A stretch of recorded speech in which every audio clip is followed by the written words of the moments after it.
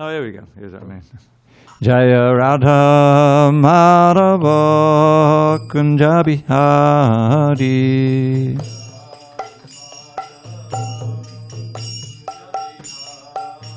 Jaya Radha Madhava Kunja Bihari.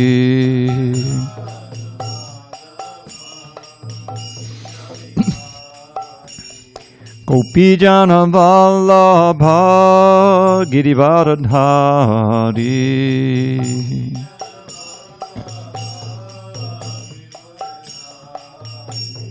Gopi Jana Vallabha Girivaradhari.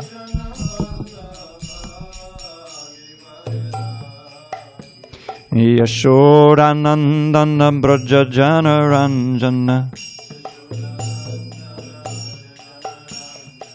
Yashodanandana Braja Jana Ranjana. Yamunatira Vanachari. Yamunatira Vanachari. Jaya Radha Madhava Kunja Bihari.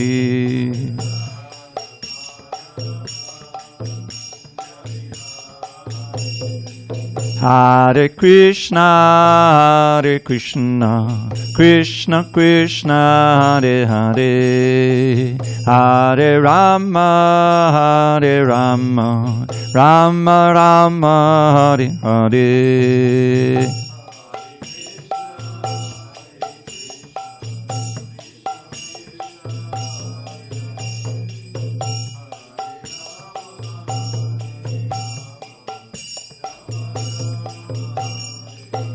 Hare Krishna,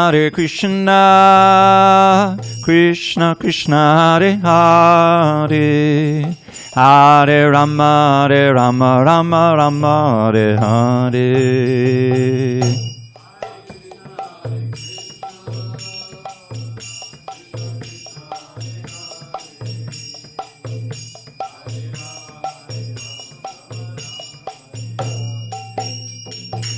Hare Krishna,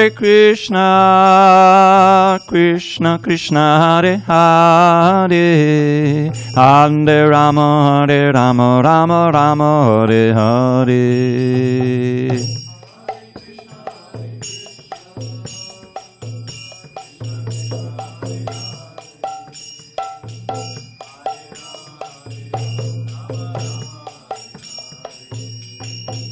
Jaya Radha Madhava Kunja Bihari.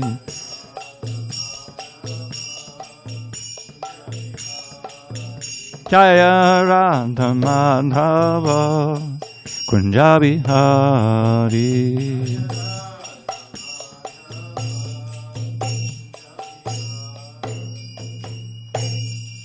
Jai Mr. Pad Paramahansa Bhagavad Gita Ashtotar to Sri Srimad, His Divine Grace, Srila A.C. Bhaktivedanta Swami Prabhupada Ki Jai.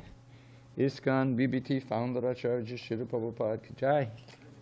Jayom Vishnupad Paramahansa, Bhagavad Gita Ashtotar to Sri Srimad, His Divine Grace, Srila Bhakti Siddhanta Saraswati Thakur Ki Jai.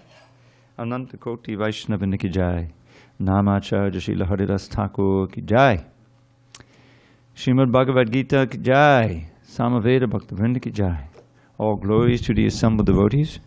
All glories to the assembled devotees. All glories to the assembled devotees. All glories to Shri Guru and Gauranga. Hare Krishna. Now, can you just take that little sheet and put it under the book so it's on the stand, not on the floor? Oh, he can give it to you. Give it to you. That's it. All right, we're going to be on page 114 tonight. Except for you. I think you got a different one. You're not on page 114. You have the verse? Okay. Om Namo Bhagavate Vasudevaya. Om Namo Bhagavate Vasudevaya. Om Namo Bhagavate Vasudevaya. On this 8th day of March 2022 in San Diego, we're reading from Srimad Bhagavad Gita as it is, translation and commentary by His Divine Grace, A.C. Bhaktivedanta Swami Prabhupada. And we are in the second chapter called Contents of the Gita Summarized. And we are on text 47 at the bottom of 114, page 114.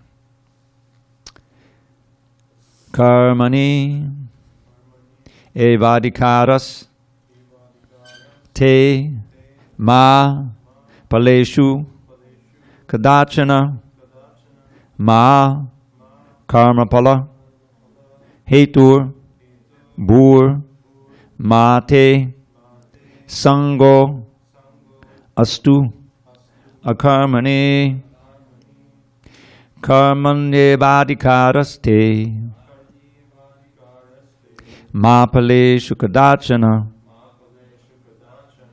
ma karma palahetu bhur mate sangostva karmani karmanyevadikaraste ma paleshu kadachana ma karma palahetu bhur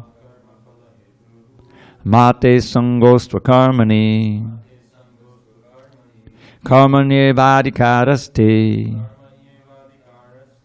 ma paleshu kadachana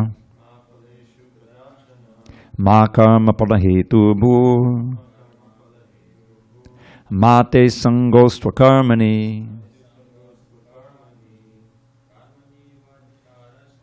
karmanyevadikaraste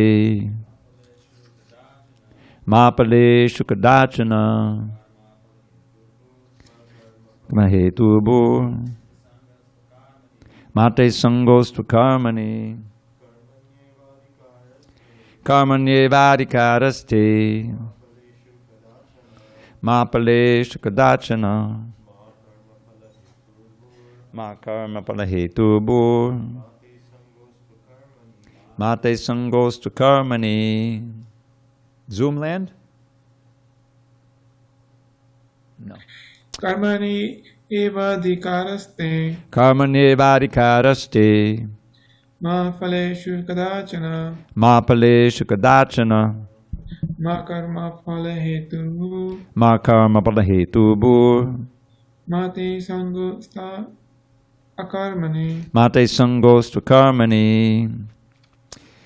Karmani in prescribed duties. Eva certainly. Adhikara right. Te of you. Ma never. Paleshu in the fruits. Kadachana at any time. Ma never. Karma pala in the result of the work. Hetu who cause. Buhu become.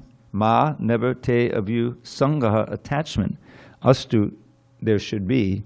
Akarmani in not doing prescribed duties. Translation. Lord Krishna says to Arjuna, you have a right to perform your prescribed duty, but you are not entitled to the fruits of action. Never consider yourself the cause of the results of your activities, and never be attached to not doing your duty. Purport. There are three considerations here: prescribed duties, capricious work, and inaction. Prescribed duties are activities enjoined in terms of one's acquired modes of material nature. Capricious work means actions without the sanction of authority, and inaction means not performing one's prescribed duties. The Lord advised that Arjuna not be inactive, but that he perform his prescribed duty without being attached to the result. One who is attached to the result of his work is also the cause of the action. Thus he is the enjoyer or sufferer of the result of such actions. As far as prescribed duties are concerned, they can be fitted into three subdivisions, namely routine work, emergency work, and desired activities. Routine work performed as an obligation in terms of the scriptural injunctions. Routine work performed as an obligation in terms of scriptural injunctions without desire for results is action in the mode of goodness. Work with results becomes the cause of bondage. Therefore, such work is not auspicious. Everyone has his proprietary right in regard to prescribed duties, but should act without attachment to the result. Such disinterested, obligatory duties doubtlessly lead one to the path of liberation. Arjuna was therefore advised by the Lord to fight as a matter of duty without attachment to the result. His non-participation in the battle is another side of attachment. Such attachment never leads one to the path of salvation. Any attachment, positive or negative, is cause for bondage. Inaction is sinful. Therefore, fighting as a matter of duty was the only auspicious path of salvation for Arjuna. Om Jnana Timirandasya Jnanandana Shalakaya Chakshu Unmilitam Mena Tasmai Shri Gurave Namaha. I was born in the darkest of ignorance, but my spiritual master, Srila Prabhupada, opened my eyes with the torchlight of knowledge. I offer my humble obeisance unto him and all members of Sri Parampara. Now, if you just read this verse alone, it seems revolutionary. It's exactly opposite to our natural tendency. Karma nirvidikadas te. You have a right to your prescribed duties. Well, I got a job. I mean, they can fire me. I don't have a right to it, but I'm going to try to do a good job so I can get the money so I can pay my rent. So what is this? You know, we have a right to it. Mahapalesha Gadashana, no way. I'm not entitled to the fruits. Then why should I work? How am I going to pay the rent? Ma karma palahetu bhuva. Don't think that I'm the doer. Come on, I do my job well. I've worked hard to develop the skills to do it, and I do think that I'm the cause of the work. Who else is doing it? And then the real clincher, mate sangostra karmani, don't be attached to not doing your duties.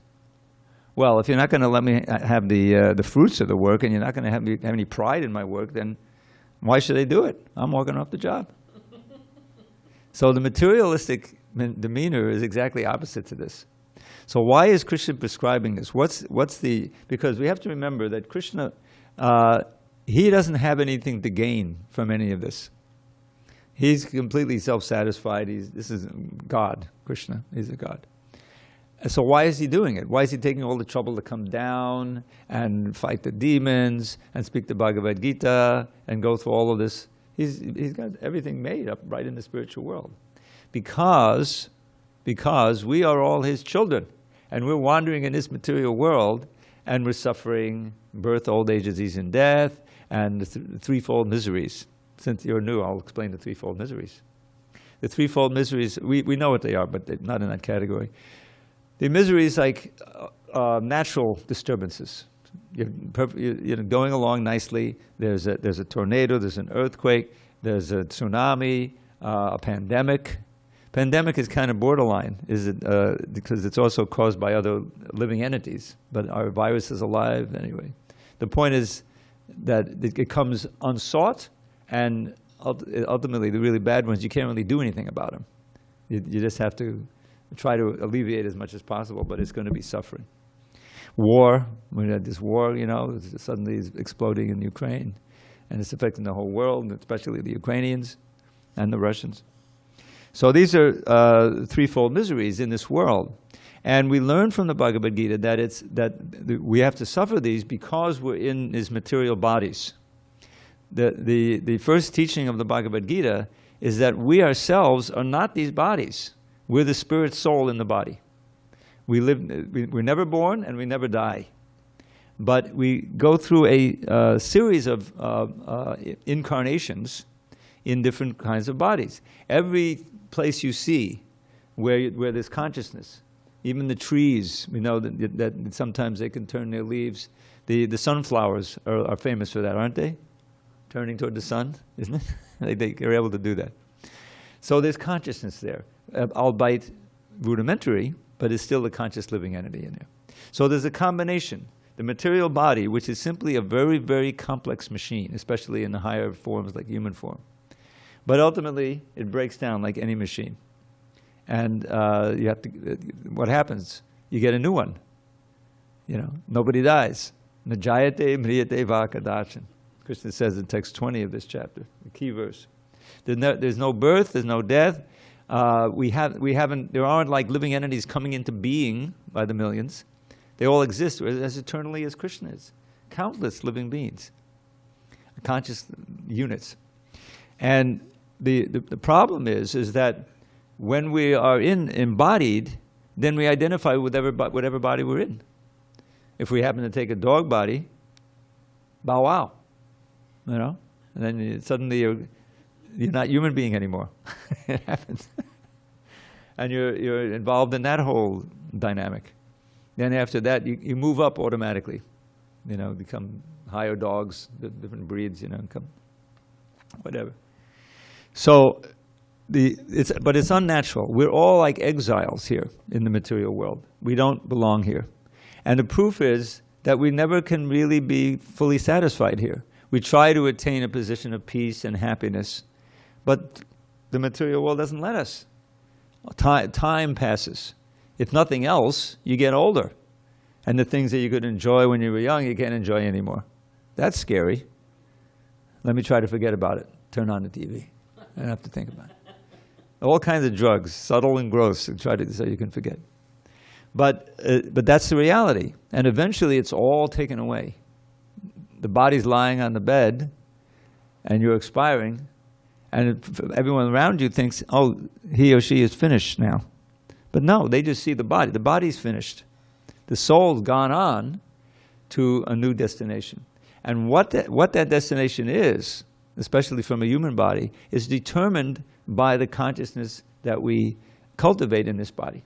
This is suddenly it brings great responsibility. Okay, if I want the best situation in the future, then I have to do A, B, C, and D while I'm in this body. And that's what the Vedas are for. These transcendental scriptures like the Bhagavad Gita telling us the consciousness we need to cultivate for our best next body. And the best next body is back home, back to Godhead. Not a material body. There is an out. There is a way we can attain liberation. But liberation is the least of it. Liberation just says it's a negative term. I'm liberated from this prison. Well, now what? Now you have a life, right? And then, so liberation is an important goal, but the real goal that devotees have, that bhakti yogis have, is to revive our original relationship with Krishna, with God, which is a relationship of service and love and reciprocation. Love is reciprocal. Krishna does all this trouble to come to enlighten us. He comes himself, he sends his representatives, he leaves his book, and he appears as the deity, he leaves his holy name. Everything is there to attract us, to interest us in the philosophy and in the process of devotional service. So here, this verse, of course, as all of them, we have to understand in context. And you remember where a few verses ago, Krishna had this key verse, Bhogashaya Prasaktanam, this text 44. In the minds of those who are too attached to sense enjoyment and material opulence, and who are bewildered by such things, the resolute determination for devotional service to the Supreme Lord does not take place. Now, that devotional service to the Supreme Lord, that's bhakti yoga, but it requires determination. Rupa Goswami has nicely analyzed what we need to succeed. He gives various obstacles, and then he gives various auspicious things that we should do. So, some of the things he says that we should do is utsahan nishtaya dayat tattad karma pavartanat sangat tyagat sato vritti shadvi bhaktir prasidyati. So the first is utsahan. Dimitri, you know what that word means, right? You remember Mahotsaha? His name is in there. Great utsaha, enthusiasm. So he's a Mahotsaha Das. He's a servant of the highly enthusiastic, I don't know who that is, spiritual master, Krishna. He's highly enthusiastic. So you need enthusiasm, patience, and determination. Now think about anything that you want to do, that you want to develop a skill. I don't have at one point I was thinking I was going to play the Madanga drum. This was, because I have a sense of rhythm. My father, it's like a genetic practically. My father was a drummer in a band back in the 20s, and but he was a drummer. So there's a certain sense of rhythm there, So even as a kid, I was banging on the desk, So anyway, I played music, and then I said, okay, I'm going to play the drum. I bought a Madanga drum before I joined.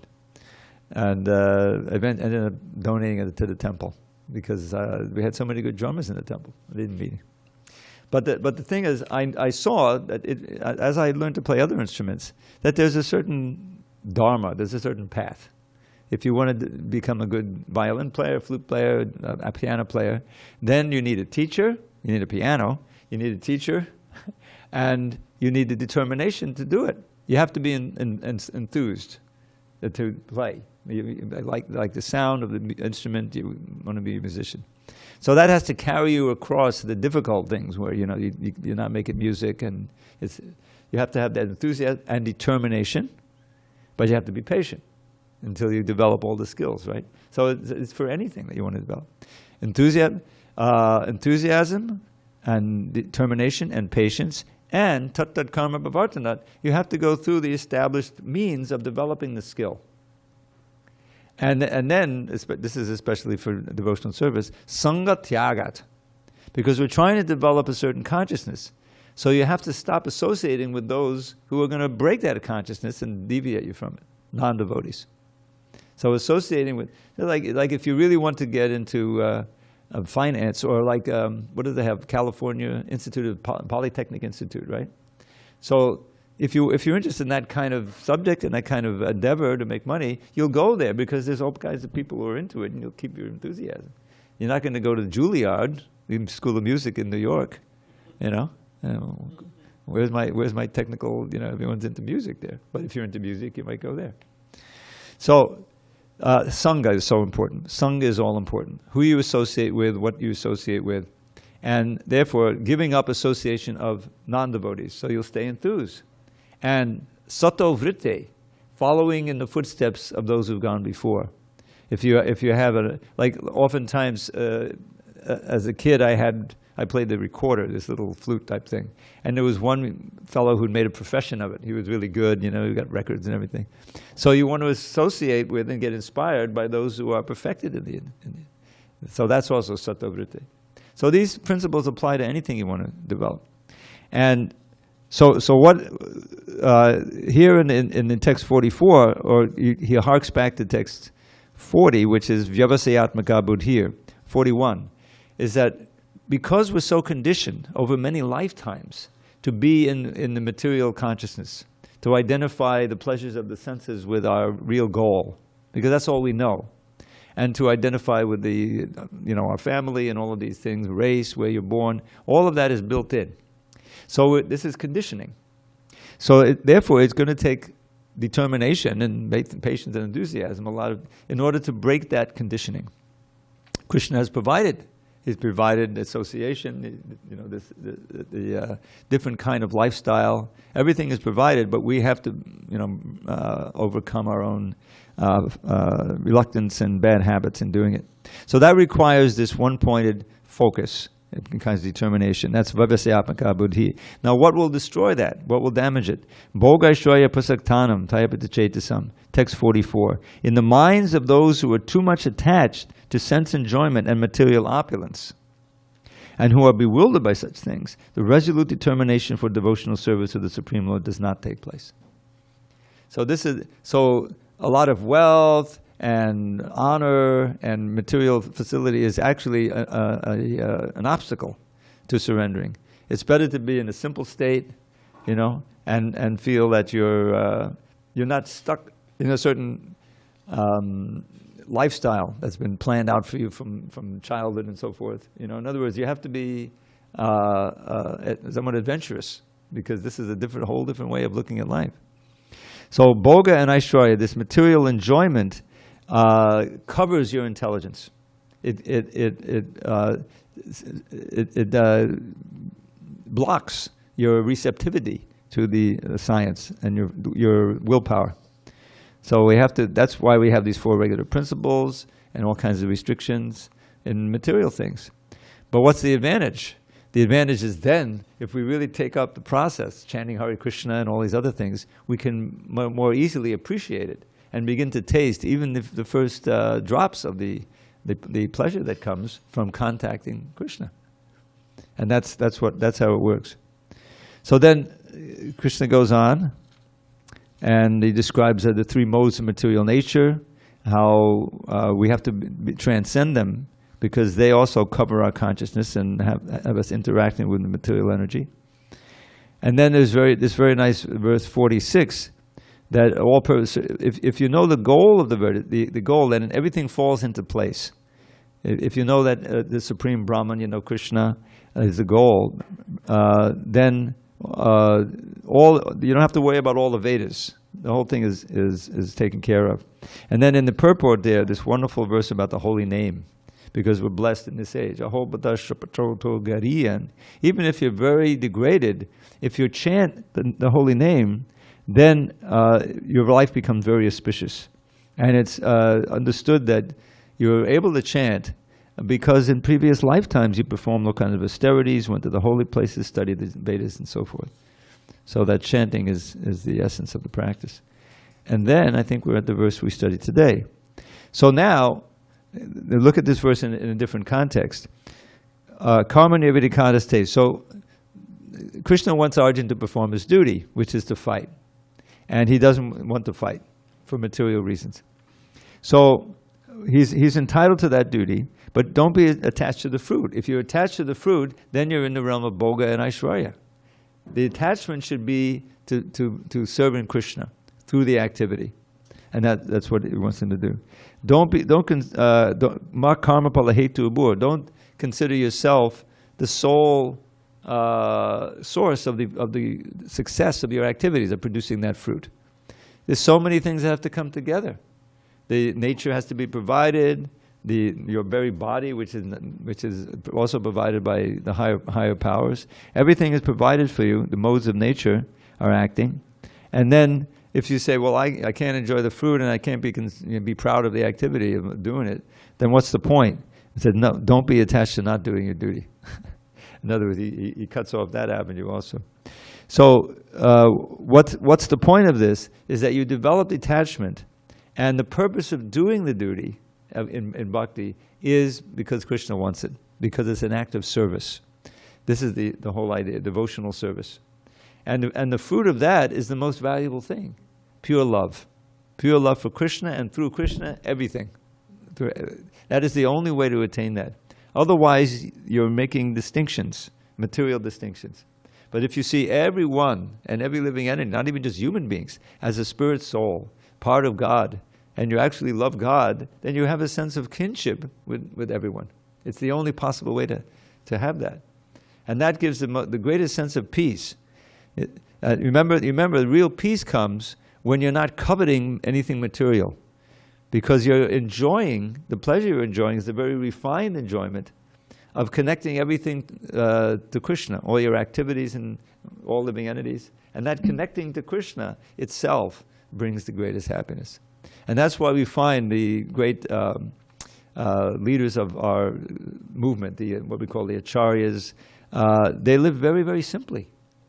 But they were very, very blissful all the time.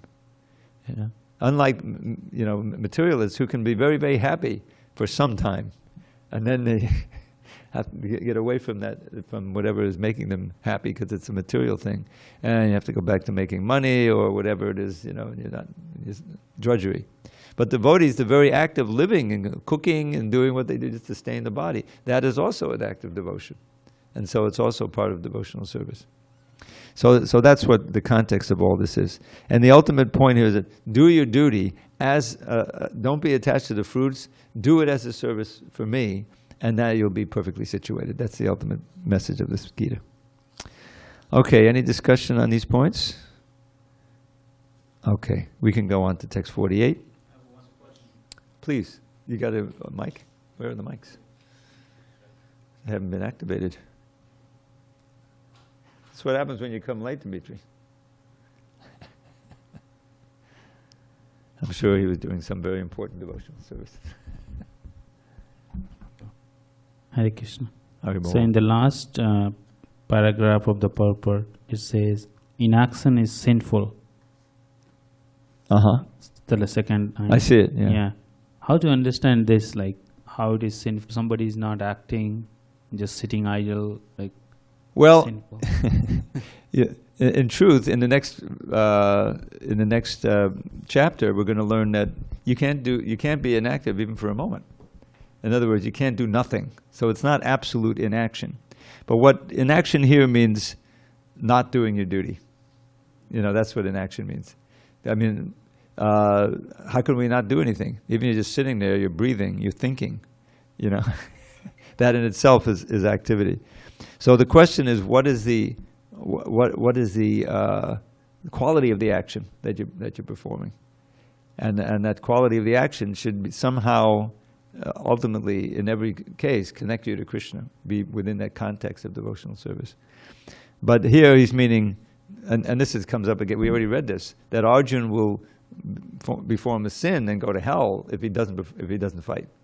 He's thinking that, I'm going to become so sinful and cause so much suffering if I fight, right? But in the higher context, this is for the good of everyone, and it's good of the world, to reinstitute Dharma in the world. So that's what that means. Thank you.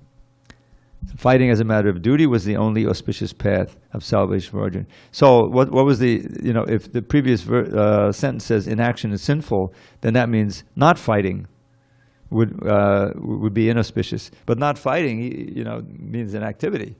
He's going to have to do something. He'd go begging or do something. So that not fighting is in itself an action. You remember the verse we see in the next verse, I think 4th chapter, action and inaction and inaction and action. So you see, that's the inaction is there in action that's not devotional service. That's the sinful activity, inaction. Text 48. Oh, Prabhuji. Sorry. I'm sorry. Yeah. One question that I had was, over here they're saying, Krishna is saying, you have a right to perform your duty, but you can be attached to the result that you get from it. And so you're saying you have to be attached to God, because by being attached to God, you will do the duty without being attached to the result. Yeah, you'll give the result to Him. You give the result to Him. Yeah.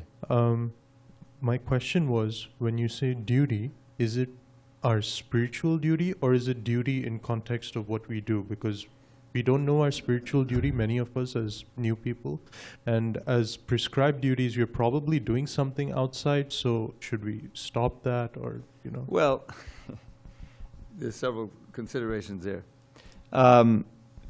You say we don't know what our spiritual duty is, but we do know so many spiritual duties. If we're serious about devotional service, we want to advance, then we know, okay, we got to get up early and attend the programs, hopefully, and get there by Mangalarti, which you did this morning. And so because we know that there are so many things that we're supposed to do. They're not for our maintenance. They're purely for our spiritual advancement. That's also part of our duty. Now, as a householder has certain duties to perform to maintain the household. So one should do that in a detached form and do the needful for sustaining. But the paramount duty of a householder is to be Krishna conscious and to help make his wards Krishna conscious, those who are related to that.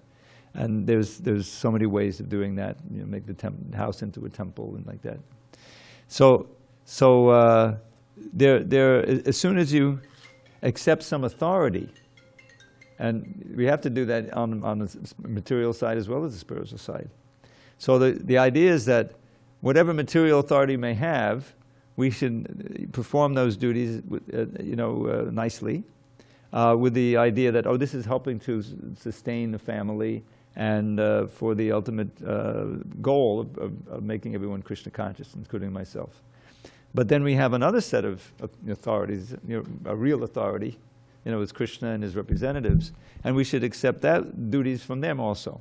Okay, I have to do this, I've committed myself to do this, and it may very well be according to your psychophysical nature, and this is your guna and karma. You choose a service, we need someone who can, repair the place or something, or whatever you can do. So the duties that we accept are in both of these categories. Some of them are material for keeping body and mind together, family together, and but the most important ones are spiritual, because those are the ones that can really develop our relationship with Krishna and ultimately solve all our problems. Okay? Yeah. All right, should we go on? All right, now he's going to talk about yoga. Text 48. Yoga stakura karmani sangam tyaktva dhananjaya siddhya siddhyo samo bhutva samatvam yoga uchyate. Perform your duty equipoised, O Arjuna, abandoning all attachment to success or failure. Such equanimity is called yoga. Purport. Krishna tells Arjuna that he should act in yoga. And what is that yoga? Yoga means to concentrate the mind upon the Supreme by controlling the ever-disturbing senses. And who is the Supreme? The Supreme is the Lord. And because he himself is telling Arjuna to fight, Arjuna has nothing to do with the results of the fight. Gain or victory are Krishna's concern. Arjuna is simply advised to act according to the dictation of Krishna. The following of Krishna's dictation is real yoga, and this is practiced in the process called Krishna consciousness. By Krishna consciousness only can one give up the sense of proprietorship. One has to become the servant of Krishna, or the servant of Krishna. That is the right way to discharge duty in Krishna consciousness, which alone can help one to act in yoga. Arjuna is a Kshatriya, and as such he is participating in the Varnashram Dharma institution. It is said in the Vishnu Purana that in the Varnashram Dharma, the whole aim is to satisfy Vishnu. No one should satisfy himself, as is the rule in the material world, but one should satisfy Krishna. So unless one satisfies Krishna, one cannot correctly observe the principles of Varnashram Dharma. Indirectly, Arjuna was advised to act as Krishna told him. So we find this well-known verse in the second chapter, first canto. Atak bumbir dvija shrestha varnashrama vibhagasha swanuchitasya dharmasya sangsadhir haritoshanam. So this is Sutta Goswami speaking to the assembled sages, who he addresses as the best of Brahmins. Atak pumbir dvija shrestha Varna Ashrama Vibhagasha, in terms of the division of Varna and Ashram. Now you may not be familiar with those. Varna and Ashram? Probably not. Well, there's, like, the Varnas are most intuitive. In every society, there's an intellectual class, people who can teach, who can work with their brains. There's those who have natural charisma, ability to lead, politicians, military. There are those who are merchants and farmers who create wealth. And there's manual laborers, probably the biggest class, those who work with their hands. So this is called the Varnas. Varnas means social classes. But in the Vedic society, there's also 4 spiritual classes in which you're supposed to develop, because the whole purpose of human life is to, as we discussed, is to break free from the bonds of birth and death and to attain pure spiritual existence. So that's brahmachari, grihastha, vanaprastha, and sannyas. And it's usually, you start out in like a Gurukul school and you learn austerity and training, and then you get married. But it's an ashram. The word ashram means it's meant for spiritual advancement. It's not just for enjoyment, for sensual enjoyment. And at a certain point, there's renunciation and then full renunciation. And in this way, you train the mind and senses not to just run riot and control you, and take the soul to, you don't know what destination. But if you learn self-control, you can direct the mind in yoga. Ultimately, yoga means controlling the senses, controlling the mind. And for what point? For what purpose? For fixing the mind on the absolute truth with the Supreme Person. And that is the way in which society was organized back in the Vedic days. Now it's become distorted and corrupted in the modern age, but the principles still hold. And so Krishna is encouraging Arjuna to do it in yoga. Yoga means to connect, just like a yoke. Yoga connect with God, with Krishna. And we do it with all of our being, with our senses, with our mind, with our intelligence, with our wealth, whatever we have in control of, that we can use that to connect to Krishna through service. And we find that that's the most peaceful and blissful way to live, is that because Krishna is known as Sat Chit Ananda. Vigraha. Eternal, full of knowledge and full of bliss. And we are also Satchidananda. But because we're minute, infinitesimal particles of spirit, we have the tendency to get covered over by matter. And therefore that Satchidananda nature has been lost. We're trying to find that happiness and that eternal life in this material world, but it's impossible. Because this world is known as asat, constantly changing. And if you think about it, yep, it's constantly changing. You never know. Your life is changing. Everything around you is changing. And, sometimes to the better, sometimes it's very scary. So, but whatever situation we're in, we know that it's moving, the force of time is pushing it inevitably toward a different situation. And so, therefore, there's no point in trying to make a final settlement here in this world. We want to try to get everything settled. Okay, now I got my house, I got the mortgage, I got the job, I got the wife, I got the kids. Okay, I got it made. But you know that anything, the things change. Climate change. I mean, climate has changed right here since I lived. I've been here since '89, so it's almost 33 years. It'll be 33 years in July. And we never had, mornings like this with 45 degrees. It was never like that. It got down in the mid-50s, and we thought, oh, it's pretty chilly out. And that was it, even in wintertime. But now, in San Diego, it's changed for whatever reason. Now it's changed again. We put in a heater. How many thousands of dollars are to be spent? So it's a little nicer. But we were, I had four layers on. I had 2 big coats and an undershirt, and trying to chant japa in the morning at 5 in the morning. So the climate has changed, not for the better. So how to escape from this asat and go to the sat? There's a very nice statement in the Vedas. I learned this before I even heard about the Hare Krishnas. I'm sure you learn it as children. Asato ma sadgamaya. What is it? Tamaso ma jyotirgamaya. Mrityum ma amritam gamaya. There's 3 things. What does it mean? Oh my Lord, there's 2 meanings. Ma can be me, or it can mean don't. Probably take it as don't. Don't stay in the darkness, come to the light. Don't stay in the temporary, ever-changing, come to the eternal life. And don't stay to the world of death, come to the world of immortality. Or it's a prayer, oh my Lord, please take me from darkness to light, from the temporary to the eternal, from death to immortality. That's the way I first learned it. But in any way, that sets a certain framework for aspirations, if you really embrace it. And we're totally into that.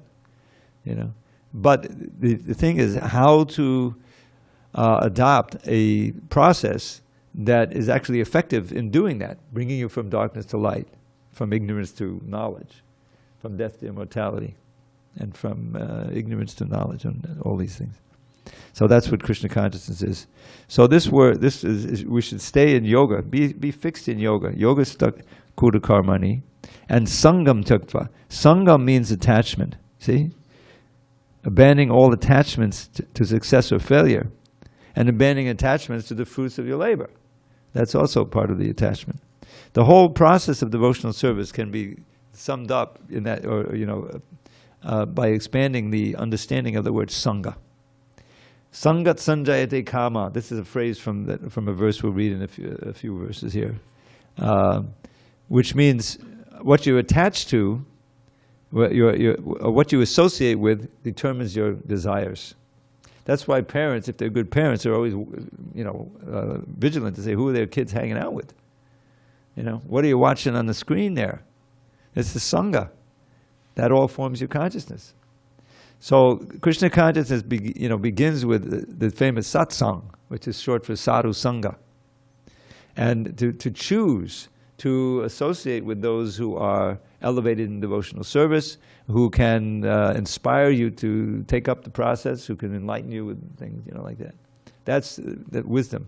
Otherwise, if you just hang out with whoever may please your senses, then you're going to be covered over. Bhogaishvarya prasaktanam. You'll become attached to sense pleasure and opulence. And so that's why it's an association, the International Society or Association for Krishna Consciousness. Because the strength in numbers, coming together, and the quintessential association, Sankirtan. You're with the devotees, I hear what you chant, you hear what I chant, and this way we remind each other of Krishna consciousness and the Lord Chaitanya's, wonderful creation. But so that's part of the instruction here. Sangam tyakva dhananjaya, right? We just read Yoga Stakura Karmani, text 48, was it? Yeah. Sangam, here it's defined as attachment. Siddhya siddhyo samabhutva, and be detached from the fruit. And not only enjoying the fruit, but even the success or failure. If you're trying your best, you're acting according to the ideas of duty, and you're bringing everything, then the fruit is in Krishna's hands. And this is why devotees can maintain their enthusiasm even when there are so many difficulties involved. Because the very act of trying to, whatever it may be, distribute books, chant your rounds, just the deities. Of course, one has to be fairly, expert in together just to go on the altar. But as you go, the point is that the effort itself is a success, and the fruit is in Krishna's hands. And that way you can go on, even if there's so many difficulties in your service, because the very effort you're praying but we know that sometimes things don't go well. Like these poor devotees in Ukraine, just to survive now, they come together, they can't do their duties, but they're still chanting, and bet they're chanting even more since Krishna, Hare Krishna, Krishna Krishna, Hare. You can imagine bombs coming down. Hare Krishna, Hare Krishna, Krishna.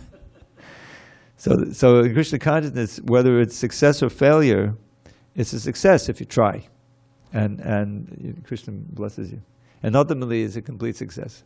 You can go back to Godhead, and it's all the spontaneous service is there. There's no inebriety, this famous Prabhupada's favorite use of that word. So, okay, one more. Text 49. Durena yavadam karma buddhi yoga dhananjaya buddhau sharanam anvicha kripana palahetabaha.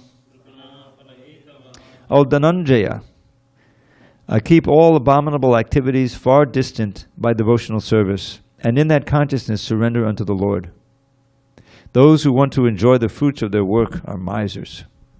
Purport: one who has actually come to understand one's constitutional position as an eternal servitor of the Lord gives up all engagements save working in Krishna consciousness. As already explained, Buddhi Yoga means transcendental loving service to the Lord. Such devotional service is the right course of action for the living entity.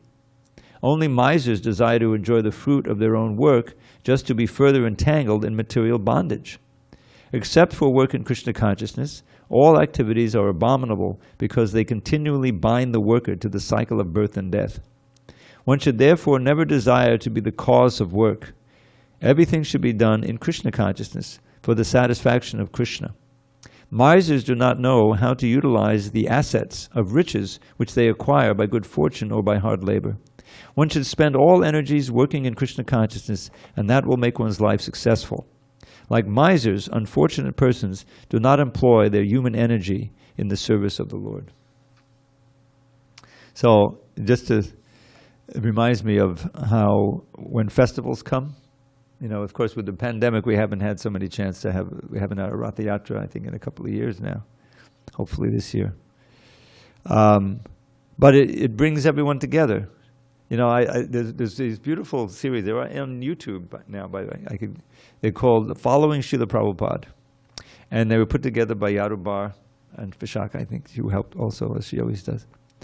And they had all this video of Prabhupada, and they put it all into chronological order. And this was 25 years ago, where he went around to the devotees who were there. You could see who they were, and he interviewed them to give more perspective of what's going on there. So you have them narrated by the actual participants, and it's fabulous. And one of them is all about on the DVD. It's one of the main segments. Is about the 1970 Rath Yatra in San Francisco. In those days, there wasn't Rath Yatras going on all over the world. A Rath Yatra is a big cart festival. I don't know if you've ever seen it, but now they're in major cities. After COVID, it quiets down, and devotees take these big chariots out, and they have. You'll see if you're in a few minutes, these curtains will open, and you see on the right we have deities that are kind of.